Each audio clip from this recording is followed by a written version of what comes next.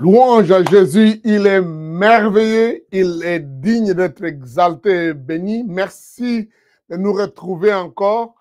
Nous sommes là pour un moment d'étude biblique, un moment très important sur un message que j'ai l'habitude de donner ou que j'ai donné dans plusieurs occasions sur la bataille, le combat entre David et Goliath. Au fait, nous avons entendu parler de ça pour ceux qui sont habitués au récit biblique ou qui ont eu la possibilité d'écouter les enseignements, surtout depuis quand on était enfant, dans ce qu'on appelait les écoles de dimanche. La bataille de David et Goliath est une de ces batailles ou de ces récits dans la Bible qui est toujours répétée et a beaucoup de leçons à tirer. Et moi-même, j'ai prêché ça plusieurs fois. Mais ce matin, il y a quelque chose que j'ai partagé avec mon époux. J'ai dit, le Seigneur m'amène à réfléchir, à penser, à avoir des idées assez appropriées. Parce que je l'ai témoigné plusieurs fois, j'ai prêché plusieurs fois, mais sur ce thème, à cette période ici. Alors, j'ai voulu partager avec vous en quelques sessions. Il y aura une première session aujourd'hui où je parle de cette bataille comme la bataille des identités et des paroles. La bataille des identités et des paroles va être l'objet de notre étude aujourd'hui. Et nous ferons peut-être plus la lecture entière aujourd'hui de ce chapitre 17 de 1 Samuel et les autres occasions, peut-être on n'y reviendra pas à faire la lecture toute entière. Donc, c'est vrai, c'est un texte commun où qu'on est habitué, qu'on lit et qu'on écoute ça de temps en temps, mais j'aime toujours dire la parole de Dieu est plus efficace que les paroles de Sonny Mukwenze. C'est pourquoi, en tout cas, permettez un long texte, un long chapitre, que nous puissions le lire dans son entièreté. Comme ça, pour plusieurs qui ne sont pas habitués à ces récits, ils puissent avoir une idée pour que je n'aie pas à redire beaucoup de détails là-dessus.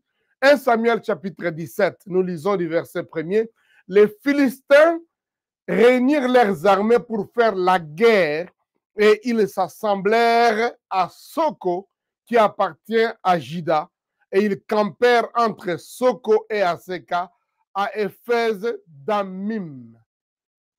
Saoul et les enfants d'Israël se rassemblèrent aussi, et ils campèrent dans la vallée de Térébinthe, et se mirent en ordre de bataille contre les Philistins. Les Philistins étaient vers la montagne d'un côté et Israël était vers la montagne de l'autre côté et la vallée les séparait. Un homme sorti alors du camp des Philistins s'avança entre les deux armées et il se nommait Goliath. Il était de Gath et il avait une taille de 6 coudées et un arpent. Sur sa tête était un casque d'airain et il portait une cuirasse à écailles du poids de 5000 cycles. Il avait aux jambes une armure d'airain et un javelot d'airain entre les épaules. Le bois de sa lance était comme un souple de tisserand et la lance pesait 600 cycles de fer. Celui qui portait son bouclier marchait devant lui. Le Philistin s'avança et s'adressa aux troupes d'Israël rangées en bataille. Il leur cria, pourquoi sortez-vous pour vous ranger en bataille? Ne suis-je pas les Philistins et n'êtes-vous pas esclaves de Saoul? Choisissez un homme qui descende contre moi. S'il peut me battre et qu'il me tue, nous vous serons assujettis. Mais si je l'emporte sur lui et que je le tue, vous nous serez assujettis et vous nous servirez. Le Philistin dit encore, je jette en ce jour un défi à l'armée d'Israël. Donnez-moi un homme et nous nous battrons ensemble. Saoul et tout Israël entendirent ces paroles du Philistin et ils furent effrayés et saisi d'une grande crainte. Or, David était fils de cet Ephratien de Bethléem de Juda, nommé Isaïe, qui avait 8 fils et qui du temps de Saoul était vieux et avancé en âge. Les 3 fils aînés d'Esaü avaient suivi Saoul à la guerre et le premier-né de ces 3 fils qui était parti pour la guerre s'appelait Eliab, le second Abinadab et le troisième Shama. David était le plus jeune. Et lorsque les 3 aînés eurent suivi Saoul, David s'en alla de chez Saoul et revint à Bethléem pour faire paître les brebis de son père. Les Philistins s'avança matin et soir et il se présenta pendant 40 jours. Isaïe dit à David, son fils, prends pour tes frères cet épha de grains rôtis et ces 10 pains et cours au camp vers tes frères. Porte aussi ces 10 fromages au chef de leurs milliers. Tu verras si tes frères se portent bien et tu m'en donneras des nouvelles sûres. Et ils sont avec Saoul et tous les hommes d'Israël dans la vallée de Térébinthe faisant la guerre aux Philistins. David se leva de bon matin et laissa les brebis à un gardien et il prit sa charge et partit comme Esaïe le lui avait ordonné. Lorsqu'il arriva au camp, l'armée étant en marche pour se ranger en bataille et poussait des cris de guerre. Israël et les Philistins se formèrent en bataille armée contre armée. David remit les objets qu'il portait entre les mains du gardien des bagages et courut vers les rangs de l'armée. Aussitôt il arrivait, il demanda à ses frères comment ils se portaient. Tandis qu'il parlait avec eux, voici les Philistins de Gath, nommé Goliath, s'avança entre les 2 armées. Hors des rangs des Philistins, il tint les mêmes discours que précédemment et David les entendit. À la vue de cet homme, tous ceux d'Israël s'enfuirent devant lui et furent saisis d'une grande crainte.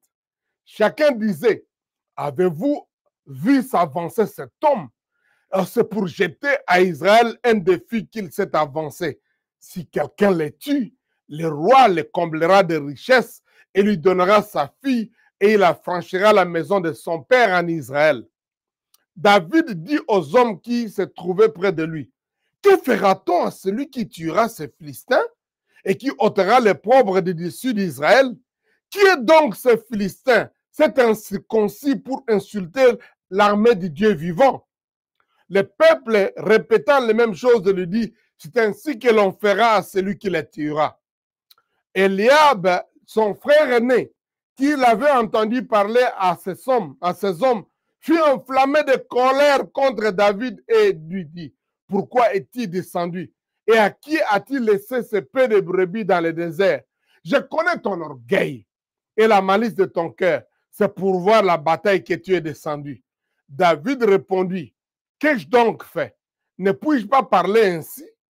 Et il se détourna de lui pour s'adresser à un autre et il lui fit les mêmes questions. Le peuple lui répondit comme la première fois. Lorsqu'il a entendu les paroles prononcées par David, on les répéta devant Saoul, qui les fit chercher.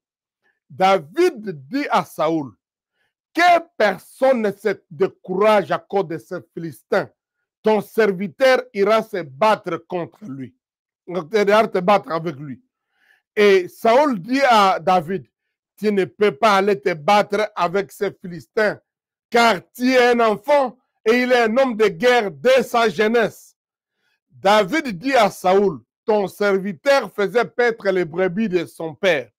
Et quand un lion ou un ours venait en enlever l'une des troupeaux, je courais après lui, je l'ai frappé et j'arrachais la brebis de sa gueule. S'il se dressait contre moi, je le saisissais par la gorge et je le frappais et je le tuais. C'est ainsi que ton serviteur a terrassé le lion et l'ours Et il en sera du Philistin, de cet incirconcis, comme l'un des deux, car il a insulté l'armée du Dieu vivant. David dit encore, l'Éternel qui m'a délivré de la griffe du lion et de la patte de l'ours, me délivrera aussi de la main de ces Philistins. Et Saül dit à David, va et que l'Éternel soit avec toi. Saül fit mettre ses vêtements à David et le plaça sur sa tête, un casque de reins et le revêtit d'une cuirasse. David ceignit l'épée de Saül par-dessus de ses habits et voulut marcher, car il n'en avait pas encore essayé. Mais il dit à Saül, je ne puis marcher avec cette armure, je n'y suis pas accoutumé.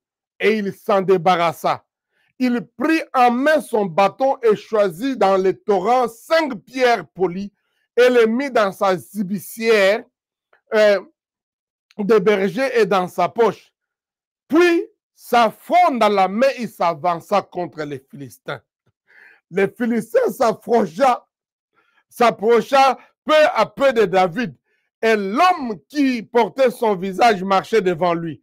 Le Philistin regarda, et lorsqu'il aperçut David, il le méprisa et ne voyant en lui qu'un enfant blond et de belles figures.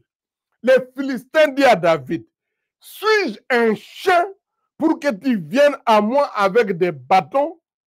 Et après l'avoir maudit par ses dieux, il ajouta, viens vers moi et je donnerai ta chair aux oiseaux du ciel et aux bêtes des champs.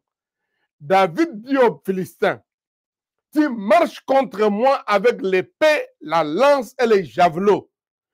Et moi, je marche contre toi au nom de l'Éternel des armées, le Dieu de l'armée d'Israël, que tu as insulté. Aujourd'hui, l'Éternel te livrera entre mes mains, je t'abattrai et je te couperai la tête aujourd'hui. Je donnerai les cadavres des camps des Philistins aux oiseaux du ciel et aux animaux de la terre. Et toute la terre saura qu'Israël a un Dieu. Et toute cette multitude saura que ce n'est ni par l'épée, ni par la lance que l'Éternel sauve, car la victoire appartient à l'Éternel, et il vous livre entre nos mains. Aussitôt, les Philistins s'est mis en mouvement pour marcher au-devant de David. David courut sur les champs de bataille à la rencontre des Philistins. Il mit la main dans sa gibecière et il prit une pierre et il lança avec sa fronde. Il frappa le Philistin au front et la pierre s'enfonça dans le fond du Philistin, qui tomba le visage contre terre. Ainsi, avec une fronde et une pierre, David fut plus fort que les Philistins. Il le terrassa et lui ôta la vie sans avoir d'épée à la main. Il courut après les Philistins, s'arrêta près du Philistin et s'est saisi de son épée qu'il tira du fourreau. Il le tua et lui coupa la tête. Les Philistins, voyant que leur héros était mort, prirent la fuite. Les hommes d'Israël et de Juda poussèrent des cris et ils allèrent à la poursuite des Philistins jusque dans la vallée et jusqu'aux portes d'Écron. Les Philistins, blessés à mort, tombèrent dans les chemins de Charaïm jusqu'à Gad et jusqu'à Écron. Les enfants d'Israël revinrent de la poursuite des Philistins et pillèrent leur camp. David prit la tête du Philistin et la porta à Jérusalem et le mit dans sa tente les armes des Philistins. Lorsque Saül avait vu David marcher à la rencontre des Philistins, il avait dit à Abner, chef de l'armée, de qui ce jeune homme est-il fils, Abner? Abner répondit, aussi vrai que ton âme est vivante, ô roi, je l'ignore.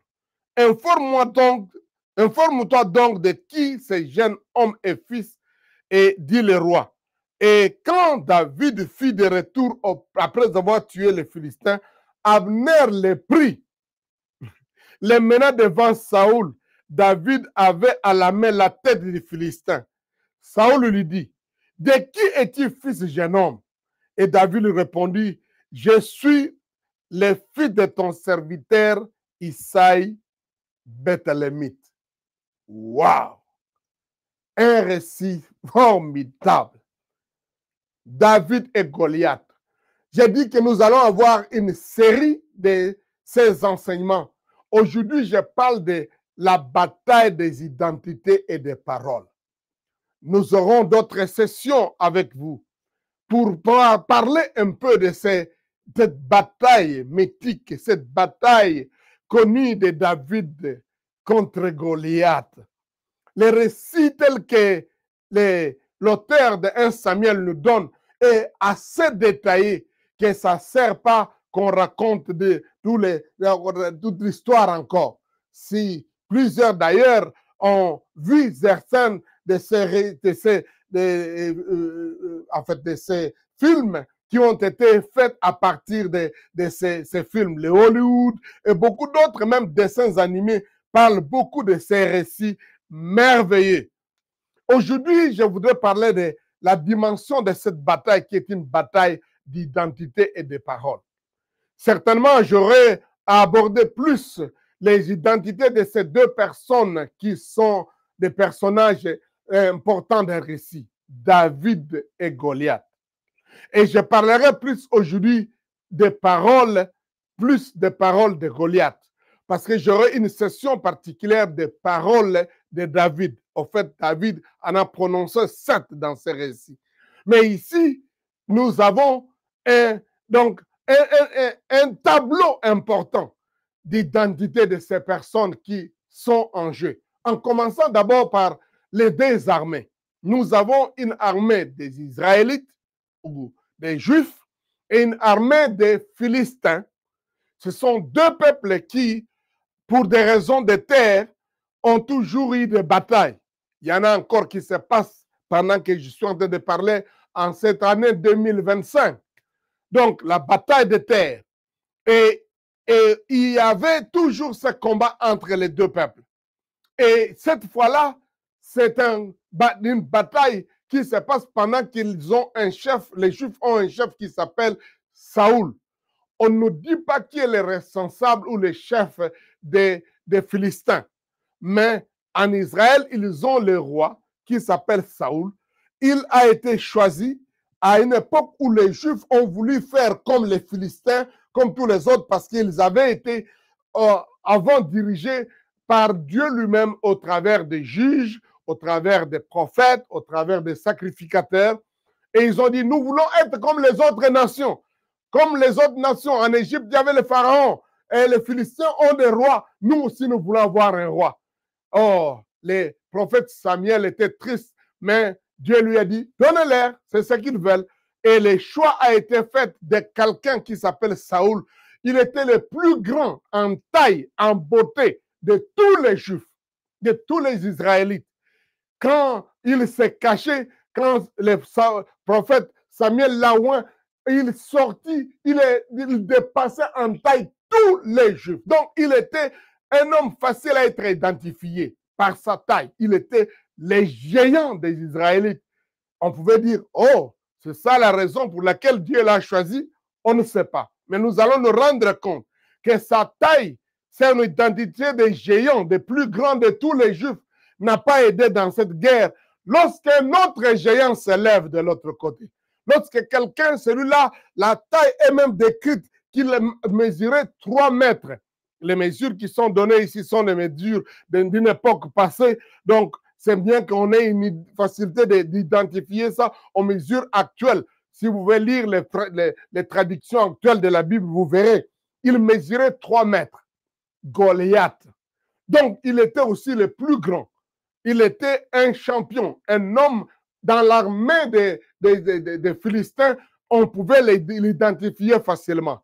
Probablement, ça serait la même chose avec le roi Saoul. Non seulement avec son accoutrement de roi et son armure, mais sa taille naturelle physique faisait qu'il était identifiable.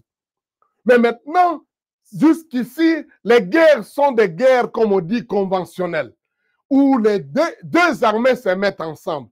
Ils viennent en fait se mettre l'un contre l'autre. Ils sont en rangée. Et en ces jours-là, quelqu'un se propose dans le groupe des Philistins qui s'appelle Goliath. Il était identifié venant de la ville de Gath. Il est grand de taille, il sort, il s'indexe, il s'identifie d'une façon particulière. Donc, il sort au milieu de la vallée qui sépare les deux armées et il vient avec des paroles.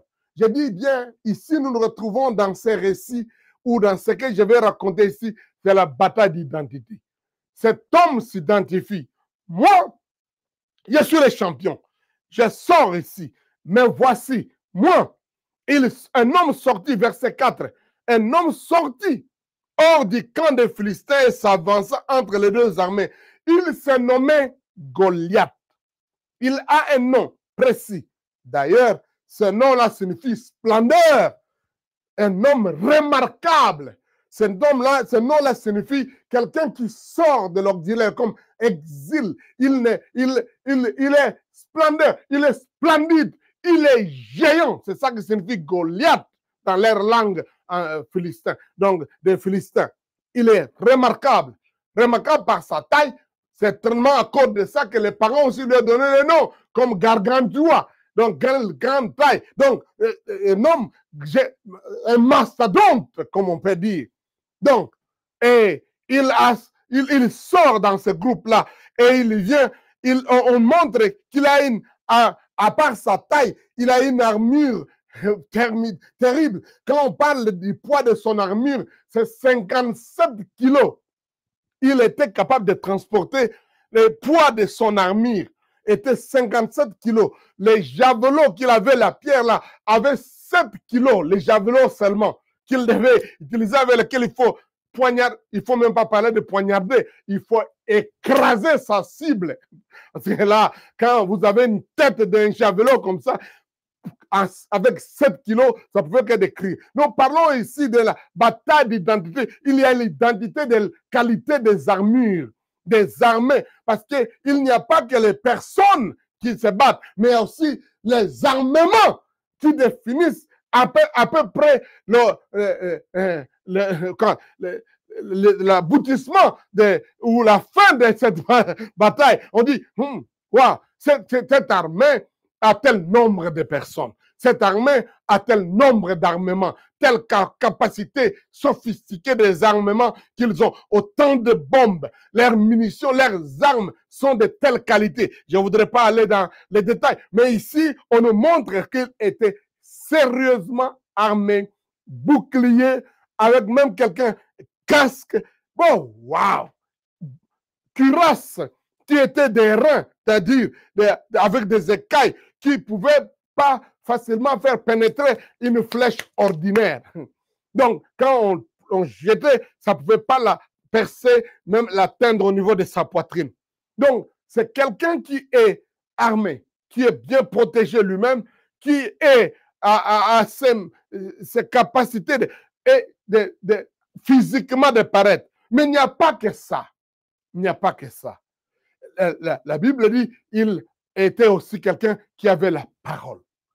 La guerre, il savait qu'il faut la faire, pas seulement avec la position du militaire, pas seulement l'armement, mais aussi une guerre médiatique. Et il vient, il s'avance, il dit, pourquoi sortez-vous pour vous ranger en bataille? Le verset 8 dit, ne suis-je pas philistin, moi? Il se donne son identité. Il décline son identité. Je suis philistin. Il dit, mais vous là, vous l'armée là, vous êtes des esclaves de Saoul. Waouh! Donc, il connaissait les rois des Philistins. On avait déjà dit, Saoul était le plus grand géant de tous les Juifs. Il était encore le roi. Et le Philistin le connaît. Il dit, mais vous, là, vous êtes des esclaves de Saoul. Vous êtes il s'est dit, moi, je suis Philistin. Goliath de Gath. Mais vous, vous êtes des esclaves de Saül. Nous parlons de la guerre d'identité. Et cette identité commence par cette forme d'intimidation, de diminuer les gens. Et nous allons voir ça, c'est une grande caractéristique. Quand Saül sort des paroles de sa bouche, il a cette identité, cette capacité de se décrire. Non seulement qui est-ce qu'il est, mais ses ennemis sont qui? Il les diminue. Au point, il dit, vous êtes des esclaves de Saül. Quand il confrontera David, il va dire, je suis un chien. Donc, il dit, moi, est-ce que je suis un chien pour que tu viennes avec un bâton comme ça? Nous allons voir ça tout à l'heure. Donc, nous parlons ici de la description de l'identité. Il décrit tous les Juifs comme étant des esclaves de Saül. Quand il va décrire David, il dit, vous n'êtes qu'un enfant blanc, beau de visage. Un militaire doit être quelqu'un dont le visage est renfloué, le visage de colère. Mais toi, le visage est tellement tendre, beau. Ce n'a pas de rides. Tu ne fais pas peur. Waouh! Pensez, nous parlons de la bataille d'identité. Donc, Goliath décline son identité et non seulement il se déclare qui est-ce qu'il est, mais en fait, il décrit qui est-ce qu'il est, mais aussi il déclare la guerre médiatique, la guerre, la bataille des paroles. Et quelles sont les paroles qu'il dit? Waouh! Ça, c'est très important. Il dit, choisissez-vous un homme. Il ne voulait pas dire que le roi Saül lui-même vienne. Mais choisissez-vous un homme.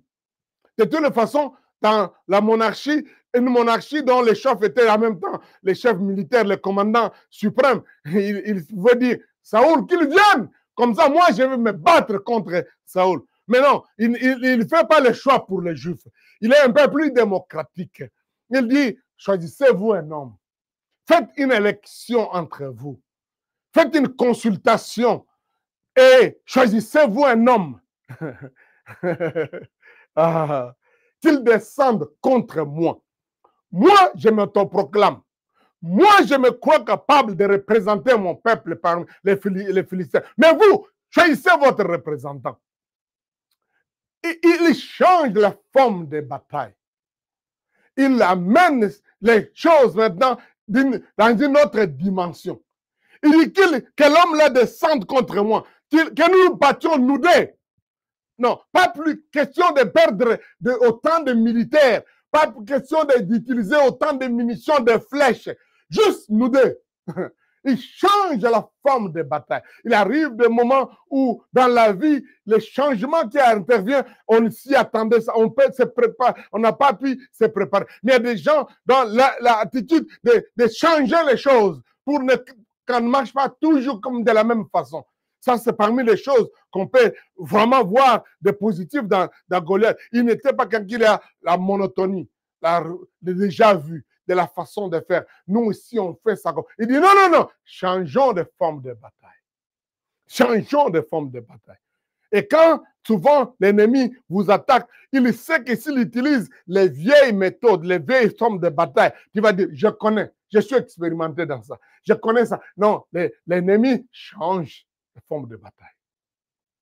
Mais, très intéressant, non seulement il propose un changement, mais il dit que la bataille va se terminer vite, avec moins de dégâts. Il dit, si cet homme-là qui descend contre moi, verset 9, s'il peut me battre et qu'il me tue, nous les Philistins, nous vous serons assujettis. Waouh! Nous deviendrons vos esclaves.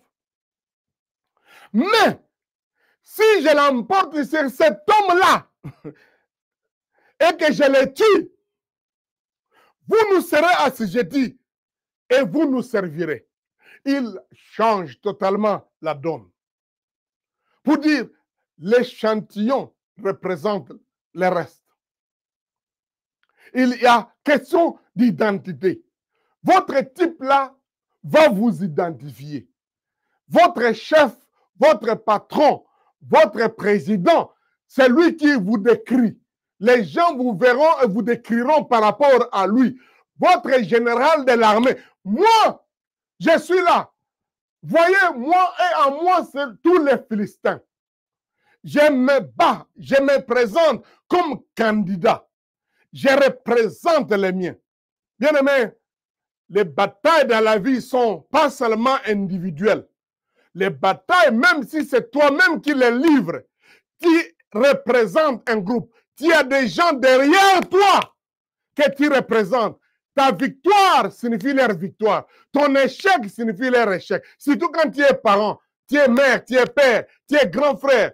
Même n'importe qui. Si tu es dans l'armée, si tu es dans une entreprise, tu peux être l'échantillon pour lequel tes actes, tout ce que tu fais, représente l'échantillon, représente ton peuple. Tu es l'échantillon de ta tribu, de ta famille, de ton église, de ton institution, de ton entreprise.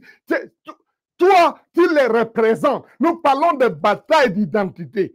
Il n'y a pas que toujours toute la foule doit venir, mais une personne. Parfois, les gens posent la question, qui va faire les choses? Il y a une personne. Tout le monde n'existe pas. Parce que les gens disent, tout le monde va se battre. Souvent, tout le monde attend tout le monde et tout le monde ne se présente jamais. Alors que quand quelqu'un peut être un seul, en fait, c'est ce que tu es souvent, toi seul. Tu représentes tout le monde.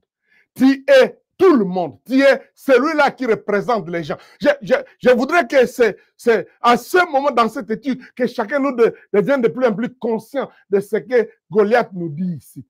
Il dit les enjeux sont de taille. Mais il faut qu'on sache, pour qu'il y ait victoire, changement, pour qu'il y ait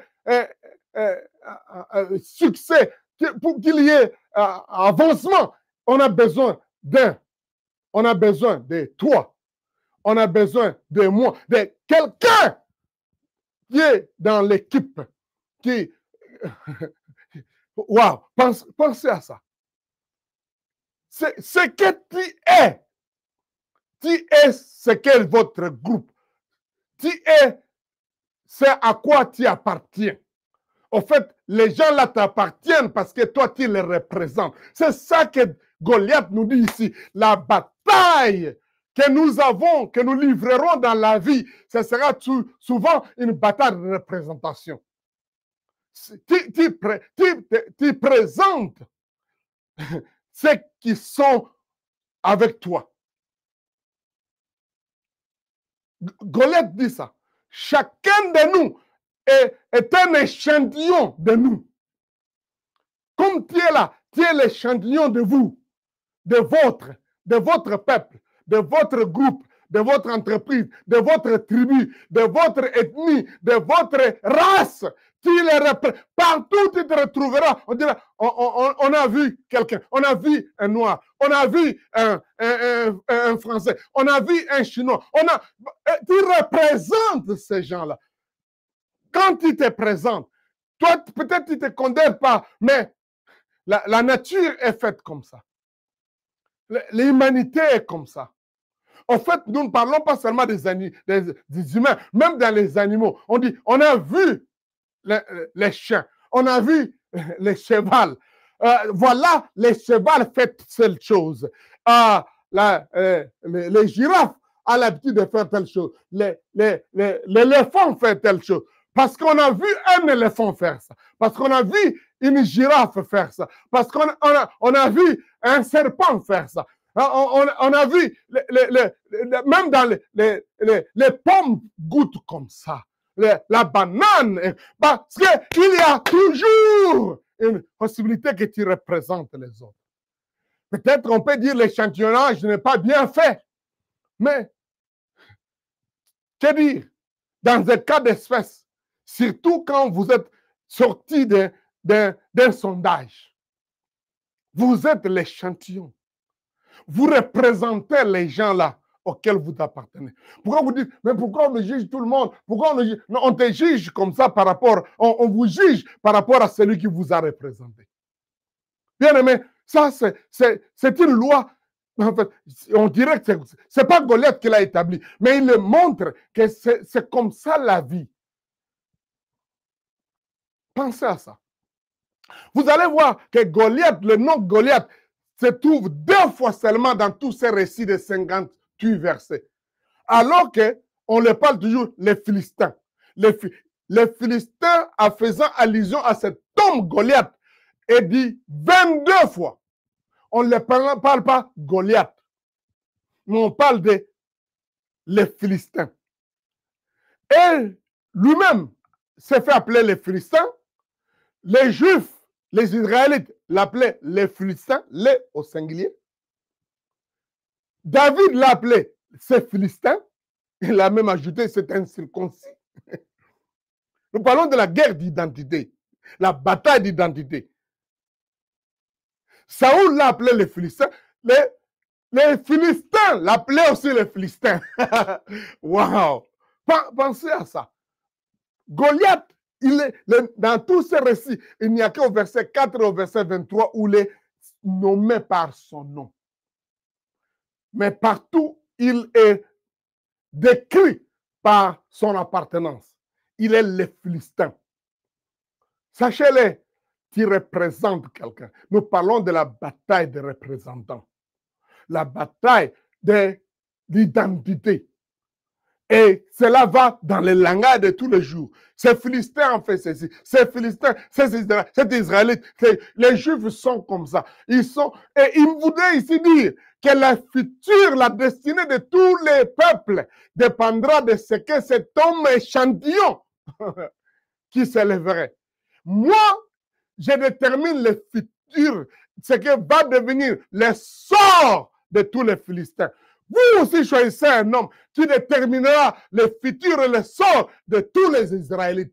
Si cet homme-là peut me battre, il peut me vaincre et me battre et me tuer, tout mon peuple, les Philistins, vous seront esclaves assujettis.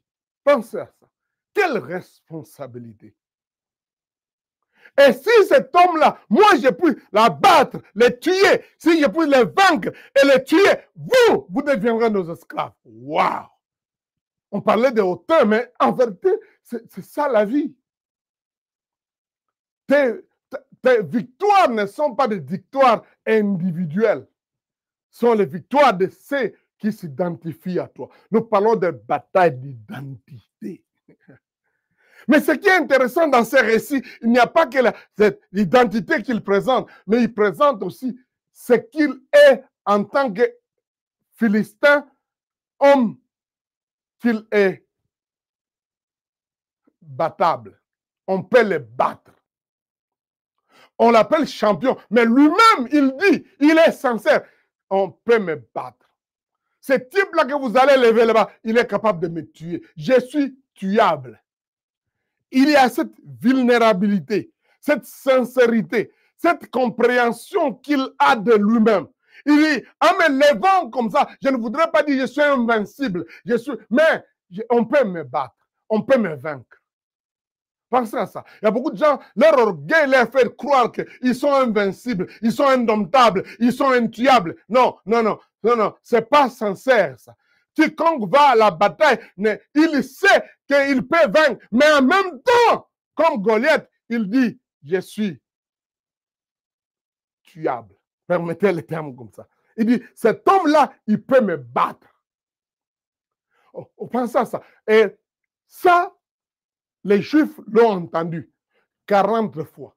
Alors, pendant 40 jours, je peux dire 79 fois, que Goliath a dit qu'on peut le battre et le tuer.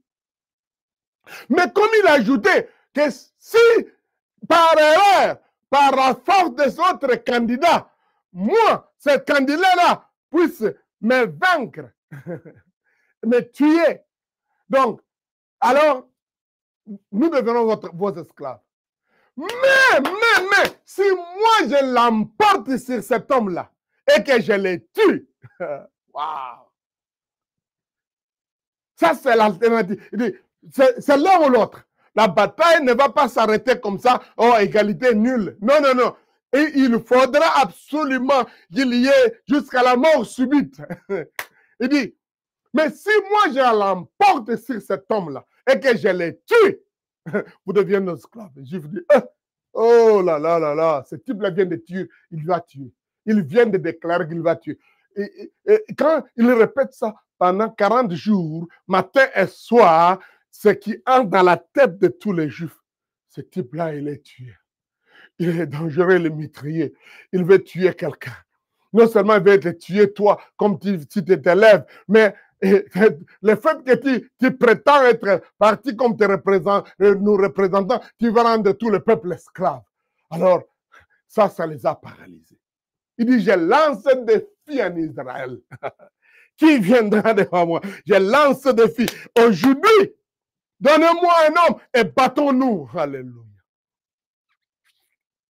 Les Juifs ont commencé à réfléchir. Il y a eu même un conseil de guerre. La Bible dit tout Israël et tout Israël, Saoul et tout Israël entendirent ces paroles du Philistin et ils furent effrayés et saisis d'une grande crainte.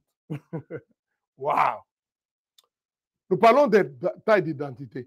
Je ne voudrais pas beaucoup parler de David parce que je reviendrai. Mais là, nous avons quelques éléments dans l'identité de David qui va... Je vais évoquer un peu ça. Je reviendrai sur ça dans les sessions qui vont venir.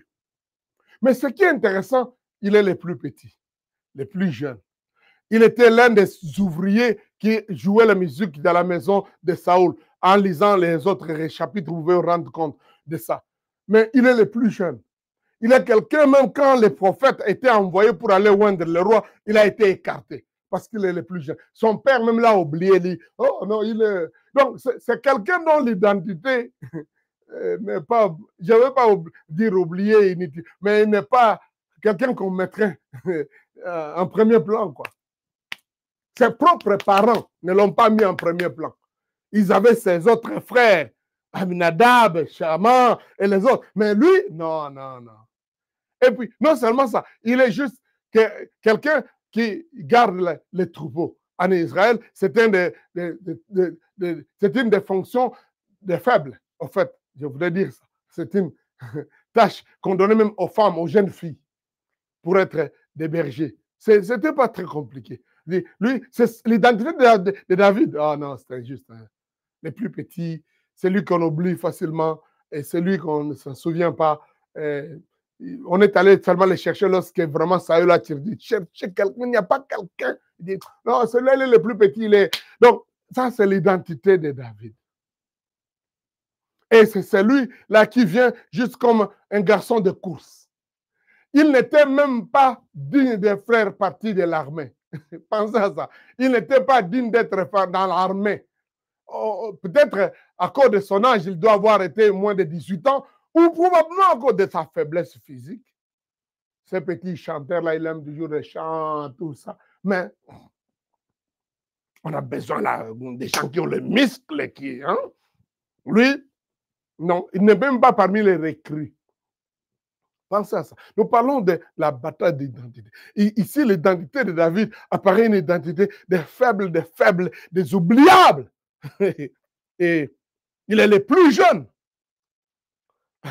Lorsque les autres grands frères sont partis, le père dit, bon, maintenant allez quand même aider ses frères. La Bible dit, quand David quand il arrive, il parle avec ses aînés, il commence à leur poser la question, comment la guerre, tout ça.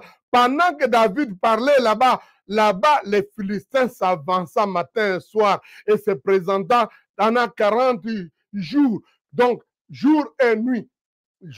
Matin et soir, en fait, je voulais dire. Donc, il se présente matin et soir. Ça fait 40 jours. Probablement, il l'a fait ces jours-là le matin avant que David n'arrive. La 79e fois. Hein, pour nous, les Belges et les Congolais, on dit 79. La 79e fois, David l'entend. Il dit ça. Et pendant ce temps-là, en Israël, ils avaient déjà fait commencer les conseils de guerre. Qu'est-ce qu'il faut faire? Et la nouvelle se répandait. Et celui qui va oser se lever, le roi fera quelque chose. Hein? Il lui donnera sa fille, sa famille sera affranchie, il n'y aura pas d'impôts, de taxes, bien des choses qui étaient déjà proposées. Saoul avait mis un prix, un trophée à celui qui ferait ça. C'est pour dire que Saoul déjà s'est exclu, qu'il ne va pas faire partie de ça. Parce qu'il ne va pas quand même marier sa propre fille, il ne va pas chercher à être affranchi des taxes de l'impôt, mais lui, il est déjà roi, non? Donc, pour dire clairement, Saoul est non partant. Mais oh, je cherche quelqu'un. Alléluia. Et ça, c'est très intéressant. Nous parlons de l'identité. Je vais sauter rapidement tout ce qu'il y a, parce qu'on parlera un peu de comment même ses propres frères décrivent David. Mais ce qui est intéressant, je voudrais voir comment Goliath décrit David. Nous verrons comment Saoul lui-même va décrire David. Il a dit, tu es un enfant, tu ne peux pas te battre. Tu es un enfant, tu ne peux pas faire ces choses. Donc, en termes d'identité, en tout cas, David, non seulement il n'est pas non partant, mais il ne faut même pas aller nous embrouiller. Nous risquons d'avoir des problèmes. Donc, pas toi, pas toi. Et quand David arrive par ses paroles à convaincre ses frères et les autres juifs, pas peut-être ses frères, il ne les a même pas convaincus, ils disent, on te connaît ton cœur. Je reviendrai dans une autre session pour parler de ce que ses frères ont dit de lui. Mais ici, donc, quand ils n'ont pas réussi, donc les juifs n'ont pas réussi à les bloquer dans ces initiatives, ils se présentent quand même devant Goliath. Goliath le regarde et dit, mon fils, qu'est-ce que tu dis là? C'est quoi ça? Ah, wow. Donc, je nous épargne. Nous allons sauter rapidement tout ce que David, donc tout ce qui va arriver parce que nous aurons à discuter sur ça. Donc, David est là, il vient devant avec un bâton. Prenons au verset 40. David prit en main son bâton, choisit dans les torrents 5 pierres polies et les mit dans sa baissière de berger et dans sa poche. Puis s'affonde à la main et s'avança contre les Philistins. Les Philistins s'approcha peu à peu de David et l'homme qui portait son bouclier marchait devant lui. Les Philistins regarda et lorsqu'il aperçut David, verset 42, lorsque le Philistin a perçu David, c'est-à-dire, il a bien persévéré, il a regardé, il a jumelé, il a regardé l'approche, il a zoomé, il a regardé, il le méprisa, ne voyant en lui qu'un enfant blond et d'une belle figure. Je parle ici de la description de l'identité, de l'apparence physique que Goliath a de David. Quand il a zoomé, il a fait grandir. Il dit, hein? C'est quoi ça? Au verset 43 dit, les Philistins disent à David, suis-je un chien pour que tu viennes à moi avec des bâtons? Suis-je un chien? Écoute, nous parlons de la bataille d'identité. Tout, sauf accepter d'être un chien, qu'on veut lui faire la guerre donc, avec des bâtons. Ça, c'est Goliath. Il peut accepter tout, sauf ça. Ça, c'est me diminuer, me suis un chien. J'aime beaucoup les termes grecs, hébreux. Quand il a dit ça, ça signifie Caleb. Suis-je un Caleb? Caleb, en Israël, c'est, oui, l'animal chien, mais aussi, c'est plus l'abaissement. Ou bien, les chiens, c'est aussi comme la prostituée, la personne qui n'a pas de valeur. Suis-je Caleb? Suis-je Caleb? Tu peux me réduire à ce niveau-là, moi qui représente tout un peuple. Tu me mets en qualité de chien? David n'a pas dit ça. David a utilisé les armes qu'il était, mais les armes qu'il était habitué avec. Mais maintenant, quand Goliath regarde, il dit, ces armes-là, on ne peut les utiliser que pour quelqu'un qui est trop bas. Pour quelqu'un qui est un chien. Donc, il est maudit même par ton Dieu. Il dit, Je parle de la bataille d'identité. Quand Goliath regarde et dit, il y a des gens il y a un profil de personnes qui je peux faire tête, mais celui-là, non seulement il ne mérite pas, mais en se levant contre moi, il me diminue même. Il dit, tu es qui toi? Comment tu ne peux pas donner? Donc, Goliath a un problème d'identité. Il dit, l'adversaire me décrit. Pensez à ça. Toutes les fois que vous voulez confronter quelqu'un ou que vous voulez prendre quelqu'un comme adversaire, tu te mets à son niveau. Ou tu le diminues, ou tu t'agardis. Donc, quand Goliath regarde, il dit, cet enfant me diminue. mais enlève les rangs des champions, des guerriers, des géants, des Goliaths. Il me met dans les rangs des chiens. Il m'abaisse à ce niveau-là, au point où il vient avec juste un bâton. Pense, nous parlons de la bataille d'identité. Parfois, c'est ça qui qui paralyse l'ennemi, qui paralyse cet homme qui croit à la grandeur. Je suis grand, je vais te prouver que. Et puis toi, tu viens, comme chez nous on dit, donc tu lui apparais comme quelqu'un qui a faim, qui dit, je vais couper ces morceaux de foufou là, je vais les manger. Et puis tiens, ta main entre. Comme je dis, une louka kuteba. Donc, elle dit, oh, quoi ça? Donc, c'est là où Goliath n'accepte pas cette identité qu'il doit avoir par rapport à l'adversaire. Cet adversaire-là me diminue. Suis-je un chien? Ah. Il dit, viens vers moi et je donnerai ta chair aux oiseaux du ciel et aux bêtes des champs. Moi, je ne peux même pas te manger. Je vais juste dire, allez, je donne le chien, occupez-vous les bêtes, les oiseaux. Mangez cette saleté-là qui vient devant moi avec des bâtons. Wow. Nous parlons de la bataille d'identité. Première chose, et ça c'est important, chacun de nous, nous ne nous battons pas pour nous-mêmes. Nous nous battons comme représentants, comme échantillons des autres.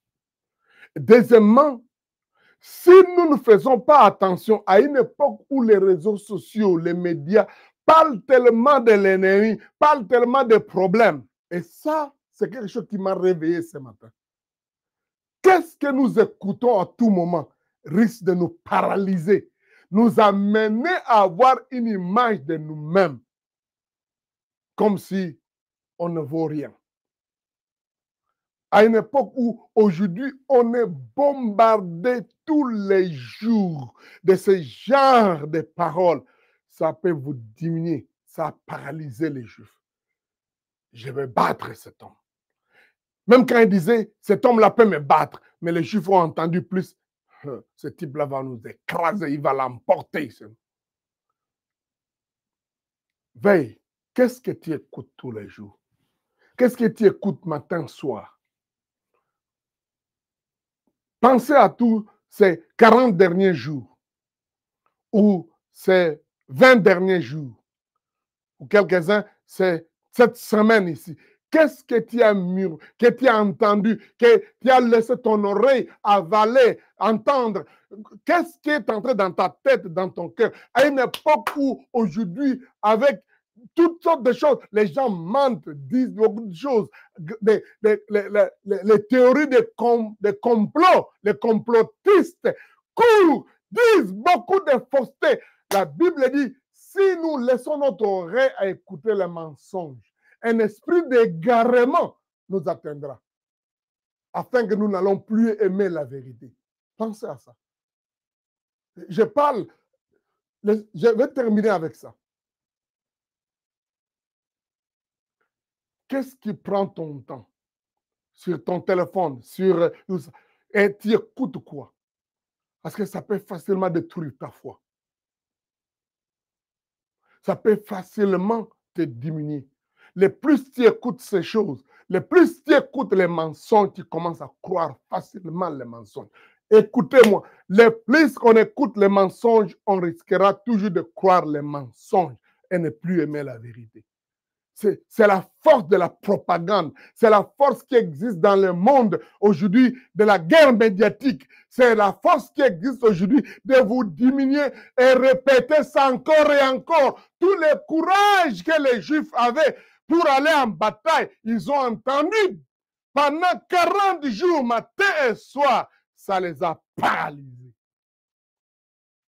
Et David n'a eu la possibilité d'écouter qu'une seule fois. Et il a réagi convenablement. Il a réagi convenablement.